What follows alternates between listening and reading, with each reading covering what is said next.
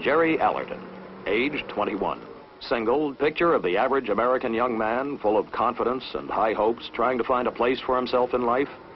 Perhaps. But with an interesting slant. This young man at 21 already knows more about one of the most incredible and rapidly expanding new sciences of the space age, underwater sound, than most of us will learn in a lifetime. Jerry Allerton, Petty Officer, 2nd Class, U.S. Navy, sonar technician, submariner.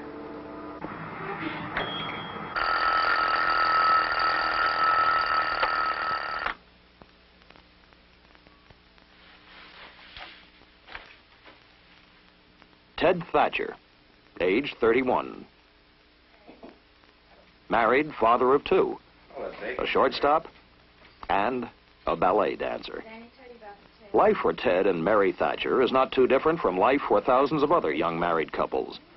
They coach the Little League, worry about finances, do the housework, and support the PTA. In his job as diving officer aboard one of America's newest fast-attack submarines, he takes a step or two beyond the responsibilities of the average man. Ted Thatcher, Lieutenant, U.S. Navy, submariner. Please, yeah.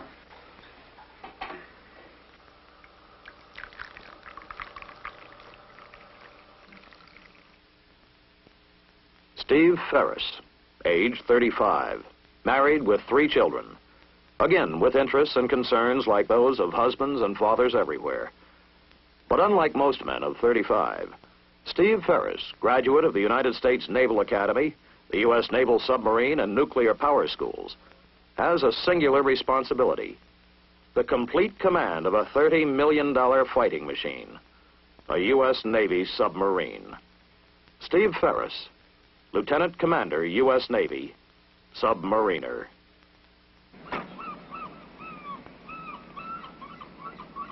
Ed Corbin, age? Well, only his wife and the Bureau of Personnel know for sure. But he admits to 27 years in the Navy. And 6 kids, 1 already graduated from college. Ed could have chosen a less hazardous life, as a plant foreman or construction supervisor maybe, or almost any white-collar job you want to name. But Ed Corbin has been in submarines since World War II. On purpose. Because he likes it. And because he thinks it's worthwhile. Going to sea is nothing new for Ed, or for his family. The routine is so familiar that the kids usually don't even make it down to the pier anymore. Ed Corbin, Master Chief Petty Officer, U.S. Navy, submariner. This is about these men. The Ed Corbins, the Ted Thatchers, and the Jerry Allertons. Of many ranks and ratings at bases throughout the world.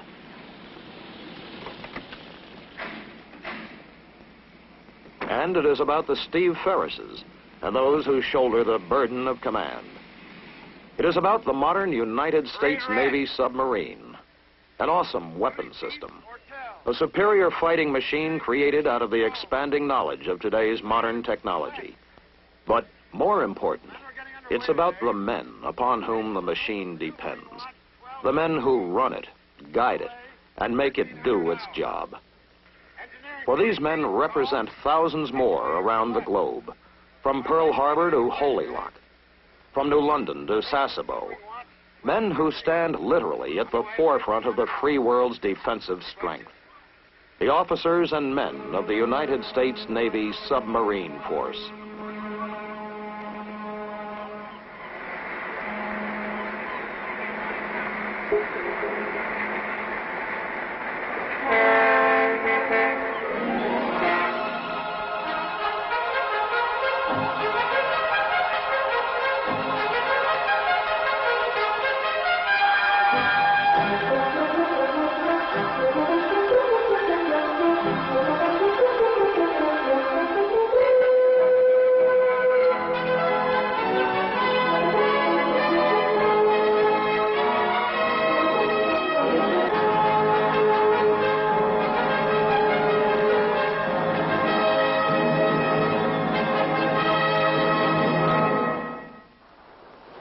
Today, with many eyes turned outward, toward the outer space away from Earth, some men have turned their attention toward an inner space beneath the surface of the seas.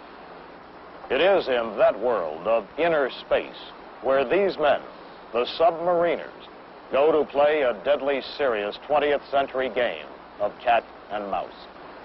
In the years since World War II, the rapid development of underwater technologies has thrust the submarine into the forefront of the naval balance of power. Submarines today are faster, better equipped, and have longer endurance than ever before. The ability of a would-be aggressor to cruise to within a few miles of America's shores makes the unfriendly submarine one of the greatest potential threats to our security. The result has been the establishment of ASW, Anti-Submarine Warfare, as a primary Navy mission, and the development of the U.S. submarine as the primary anti-submarine weapon. You are aboard one of the newest attack submarines in the U.S. Navy. Its assignment, to disappear beneath the surface of the sea, to proceed silently and undetected to its assigned location, and to patrol on station, where it will detect and, if necessary, destroy any unfriendly intruder. This is the new look of ASW. Submarine versus submarine. The quiet, tedious exercise of skill and patience. The solemn game of hide and seek, played out in the silence and the darkness of inner space. Mr. Thatcher, make preparations for diving. Aye, sir. Prepare the bridge for diving. Bridge control. Ship has been ready for dive. Compensate check fine officer. Bridge aye. Bridge, this is Captain. I have the con. Bridge aye. Clear the bridge. Clear the bridge. Mr. Krieger, sound the diving alarm. Aye, sir. Control con. Dive. Dive. Dive.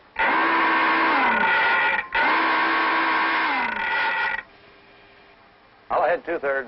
2/3. We got the bow plane. We got the bow plane, Judge. 2/3. Straight board, sir. Straightforward aye. Con control. Straightforward. Very well. Make your depth 200 feet. 200 feet aye. Make a depth 200 feet. 200 feet, aye, sir. 5 degree down bubble. 5 degrees down. Open advance.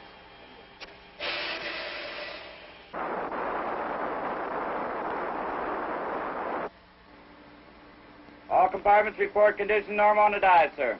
Secure the phone. Secure the phones, aye. Secure the phones.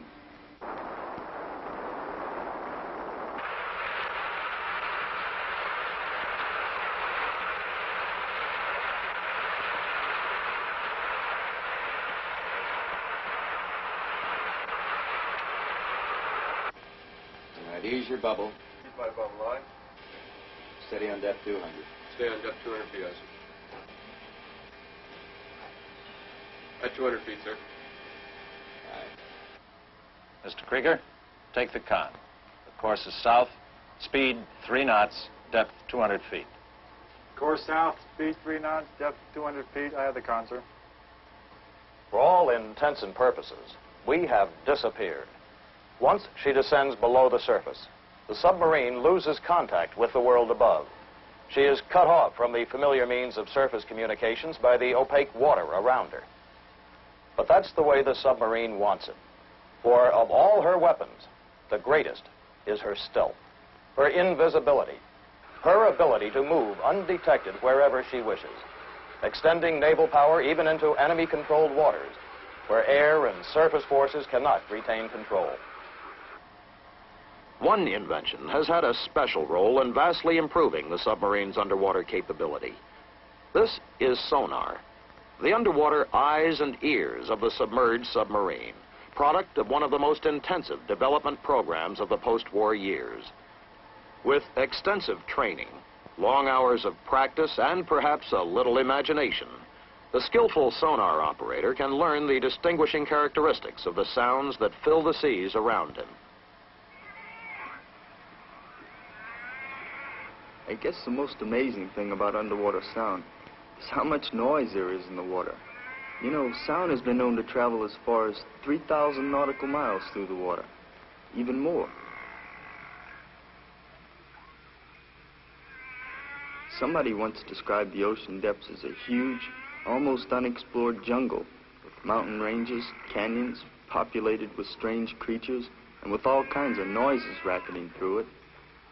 Actually, the air in our atmosphere is a fluid, just like the sea. But the water is much more dense, so sound can travel further in water. Although you can't see them, there are several arrays of hydrophones on the outside of the submarine hull to pick up sound.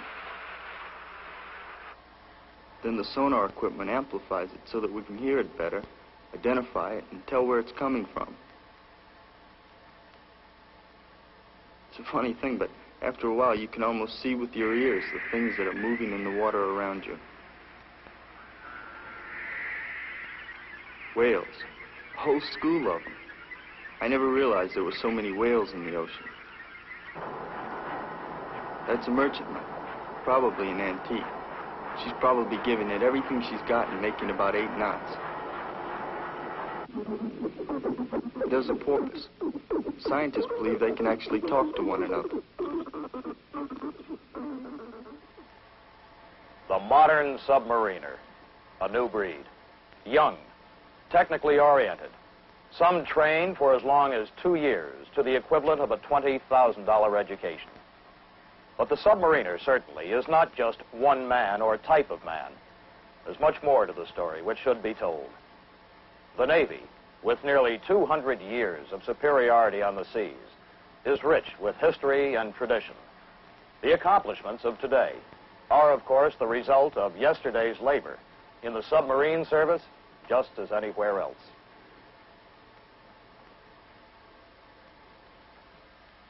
I can remember when I was a little kid, seeing movies of the USS Holland, first submarine ever commissioned by the U.S. Navy. I remember my father said, you wouldn't be able to pay him enough to get him down in a thing like that. A man named John Holland built it and proved it really worked. They could even get a torpedo inside of it.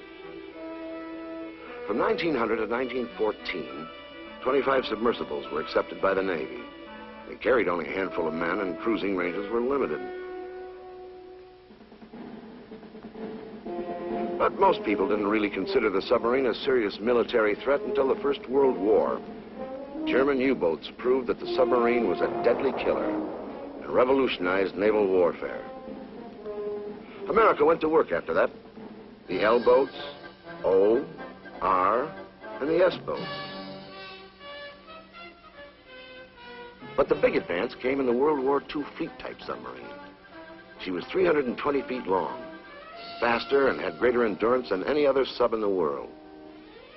My first 2 subs were fleet types in the Pacific, where the submarine force piled up a record number of kills against enemy shipping.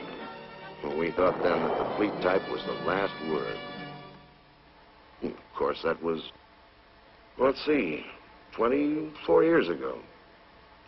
None of us could have realized then how incredible the changes of the next 20 years would be.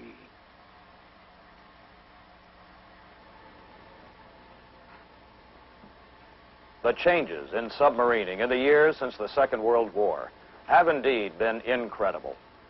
First, the snorkel, then nuclear power and revolutionary new hull designs. In general, as improvements were made, the hulls got larger and roomier, and consideration was given to habitability during design and construction. It is not an oversimplification to say that the submariner's life, like anyone else's, is divided between eating, sleeping, and relaxing on the one hand, work on the other. It's just that his work is of a rather momentous nature, and a great deal of our future depends on how well he does it. Man battle station's torpedo. Man battle station's torpedo. It has been said that there is more science packed into a submarine per cubic inch than into any other warship. At no time does the full scientific and technological potential of the submarine come into play as it does during a fighting situation. Our submarine has been assigned to set up a designated zone of defense. This zone will be invaded by a submarine playing the role of a hostile intruder. Our mission? To discover his intrusion, pinpoint him, and simulate his destruction. Con sonar, I have a contact on the RO-80U, bearing 120, drawing right. At the call to battle stations, every job is taken over by the man best qualified to do it. The submarine comes to its peak fighting condition. At the con, the ship's commanding officer and his assistant approach officer. The diving officer, responsible for the submerged operation of the ship. Nearby, the fire control party, the fire control coordinator, and 3 fire control system operators. Their responsibility to solve the mathematical problem of determining the relative positions of own ship and target, and put the torpedoes on the right track to hit the target. The plotting party, supervised by the plot coordinator. Information received from sonar is applied to different plotting techniques in a multiple attempt to get an accurate solution of the target's course, range, and speed. Below in the torpedo room, weapons system personnel man their stations and prepare to ready the designated weapons for firing. The indicators on the weapon monitor panel keep the operator and the torpedo tube captains informed of the status of the entire fire control system and what is taking place above in the attack center.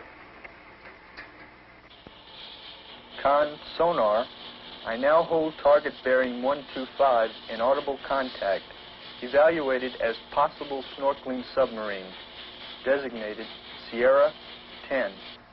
Very well, sonar. Send bearings every minute and report when you can hold them in ATF. Sonar I, contact Sierra 10, now bearing 127 and closing. Make ready Mark 370 torpedoes in tubes 1 through 4. Aye, sir. Tubes forward, con. Make ready 4 Mark 370 torpedoes in tubes 1 through 4. Con attack. Mark 370 torpedoes are loaded in tubes 1 through 4. Con sonar, contact Sierra 10, bearing 129. Evaluated as definite snorkeling submarine. Am tracking in ATF. Very well, sonar. Get a turn count on the contact. Sonar I. Plot. We'll make an approach against contact Sierra 10 bearing 130. He is a snorkeling submarine. I intend to fire 2 Mark 370 torpedoes. The tactics of a submarine attack are divided into 3 phases: contact, approach, and attack. The first phase is now complete. Already, we know quite a bit about our adversary. He is a diesel-electric powered boat, capable of running submerged on his batteries even more quietly than a nuclear sub. But his batteries eventually run down. He has been forced to come to surface to suck in air through his snorkel, to run his diesel motors and charge his batteries.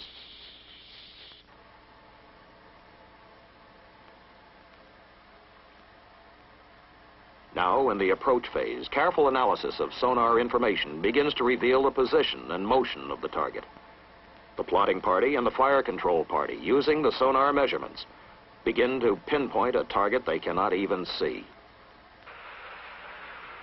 Slowly, as we move closer and closer to the target, the information is modified, refined, becomes more and more exact. As the solution begins to look good, the final settings are made in the torpedoes.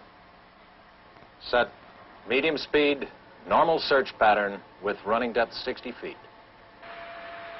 And the tubes are made ready for launching.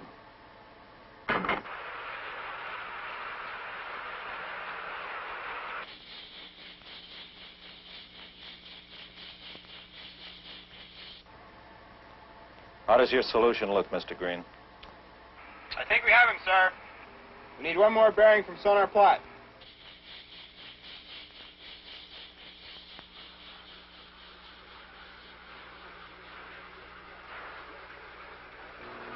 Con sonar, contact has secured snorkeling.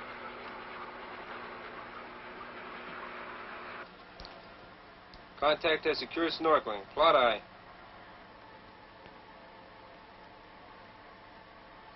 Con sonar. Contact is cavitating. Sounds like he's going deep.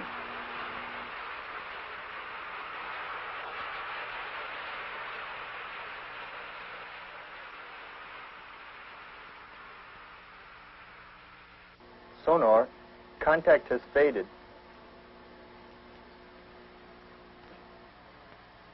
Sonar, shift to manual tracking and search 30 degrees around last contact. Sonar eye.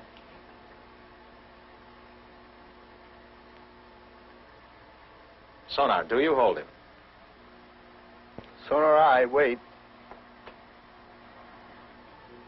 Con sonar, I hold no contact.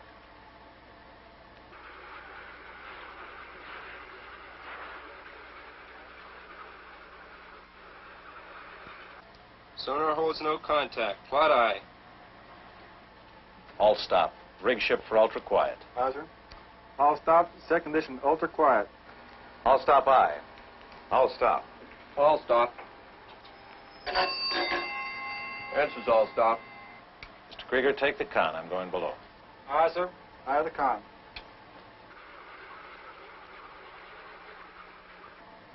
Moments before the fire control solution is solved, the enemy stops snorkeling and goes deep. Running on battery power, he is almost noiseless. Our strategy? Hover silently so that the enemy won't know we have heard him. Wait for him to give himself away. We picked him up here, snorkeling, Captain, and followed him to here.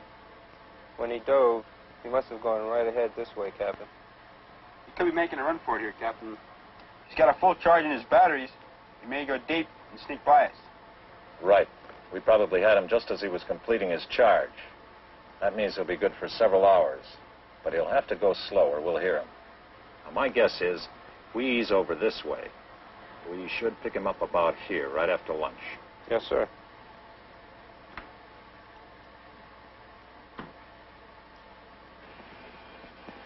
Mr. Thatcher, come right to 200 degrees and make your speed 3 knots. Aye, sir. And Mr. Thatcher, keep it quiet. Aye, sir. Right full rudder. Right full rudder. The rudder's right full. Maneuvering control. Increase turn slowly to 3 knots. Increase turn slowly to 3 knots. Maneuvering eye. Steady up on course 200. Steady course 200, helm eye. And now, what is the hardest part of all for some? The waiting. But careful, stealthy moving silently toward where the target possibly may be. The patient biding of time, however long it may take. Submarines used to be weapons of opportunity. They'd cruise around until they happened to find an enemy ship and then wade right in. Today we bide our time. The modern submarine, with its long-range ability and endurance, has become a weapon that chooses its opportunity. We wait to strike until we're sure where our target is.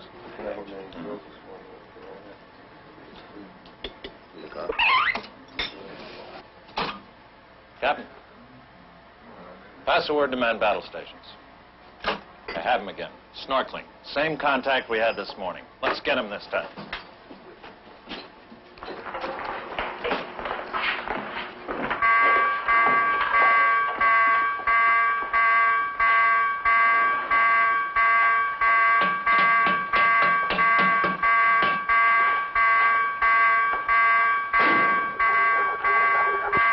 How's your solution, Mr. Green? Looks good, sir. All tubes ready in our respects. Match sonar bearings and shoot. Set. Shoot. Fire one.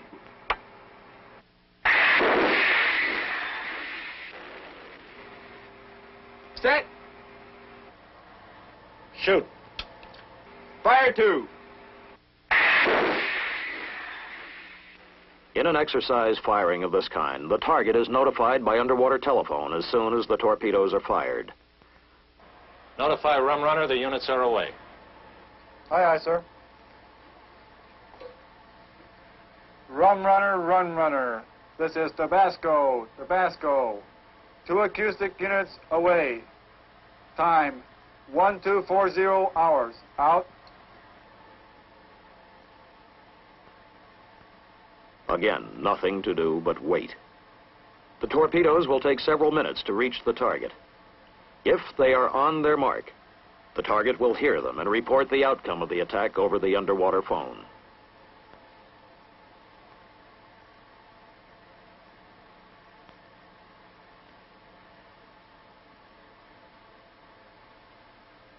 Tabasco, Tabasco, this is Rum Runner, Rum Runner.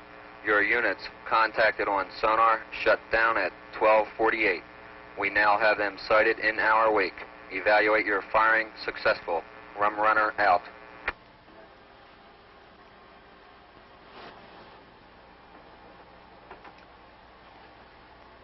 For these men, the successful completion of this mission, even though it was just an exercise, is of most critical importance. For they are practicing the skills they may someday be called upon to use in earnest, skills upon which a great deal may depend. They are working in a new dimension, under a new discipline, and armed with a host of new technologies, which even the visionary builders of America's first submarine, the Holland, could never have imagined. Nuclear power, revolutionizer of naval strategy, giving birth to what had never been possible before, a true submarine, and the accessories which interlock to make the modern nuclear submarine the finest and most sophisticated weapon system in the fleet. The newest and finest sonar equipment, fire control systems computerized and automated, plus the silent propulsion systems and hydrodynamically streamlined new hull shapes, which provide stealth, speed, and maneuverability. And yet, it is important to remember, in all the sweep of technological advance which has brought these mechanical achievements into existence, that none of it can function without the man. The basic element of military capability, said a prominent naval officer, is man, individual man, with his personal dignity and his pride. No matter what machines, what weapons evolve, they will be the product of man. Man will maintain them, and above all, man must control them. Today, a new breed of forward-thinking men maintain that control over one of the most powerful and sophisticated weapon systems, which stands in defense of the free world. They are the Submariners.